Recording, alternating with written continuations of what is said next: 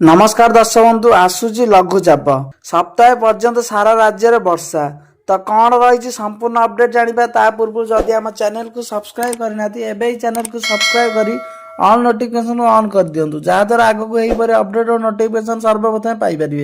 पूर्व एवं पश्चिम भाग पुणी जोड़ा लघुचाप संभावना आरब सागर और बंगोपसागर हेबाकु थिबा लघुचाप प्रभाव राज्य में प्रबल वर्षा संभावना रही। उत्तर बंगोपसागर पार्श्ववर्ती बांग्लादेश एवं पश्चिम बंग उपकूलस्थ वायुमंडल एक घूर्णिबल सृष्टि हेबा सह समान अंचल आसंता काली सुधा लघुचाप क्षेत्र सृष्टि हेबार संभावना रही आंचलिक पाणीपाग विज्ञान केन्द्र पक्षर कहुଯାଇଛି। पाणीपाग विभाग पक्षर सुंदरगढ़ केन्दुझर झारसुगुड़ा बरगढ़ संबलपुर और मयूरभंज को सतर्क सूचना जारी करा जायछि। वज्रपात और झटका पवन नहीं देवगढ़ अनुगुल ढेंकानाल बालेश्वर भद्रक जाजपुर केन्द्रापड़ा कटक जगतसिंहपुर पुरी खोर्धा नयागढ़ गंजाम और गजपति आदि जिला को येलो वार्निंग जारी करा जायछि।